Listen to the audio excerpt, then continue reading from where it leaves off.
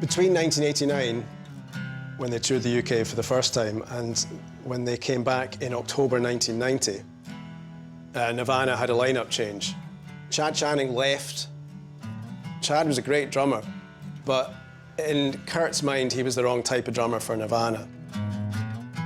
I was 21 years old, and the band that I was in was called Scream. We had kind of fallen apart and broken up while we were on the road. I was stranded in Los Angeles with no way to get home.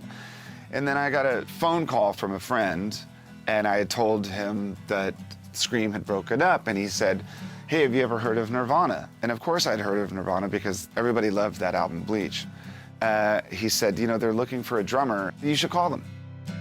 And so Kurt and I go to the airport, and we pick Dave up, and we found this barn studio place in North Tacoma, and so it was just like, let's play. We would just kind of jam, and we knew right away, it just clicked. Within a few songs, I just knew. They knew, we knew that this was it.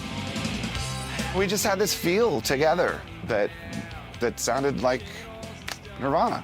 And I think it was maybe about 30 days before we went over to the UK for that tour. I remember bringing a video camera, and it was just to be as silly as possible, putting on this persona that's just it's not the real me. Hey man, if this bird goes down, this is the safest place to be. Right in the jail, where the bathroom is. You'll see. I joined a band with strangers, these two guys I didn't fucking know, so that I could like just kind of experience the adventure and the mystery, not really ever knowing what was going to come next. Oh my God, it's Dave Grohl.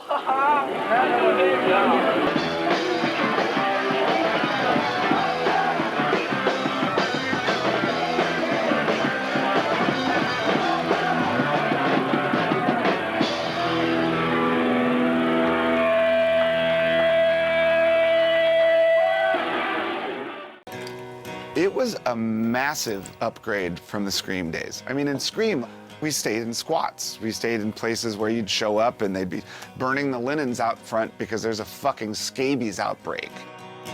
And so when I joined Nirvana, to me, that was some Four Seasons shit. Dave Grohl. He was one of the few people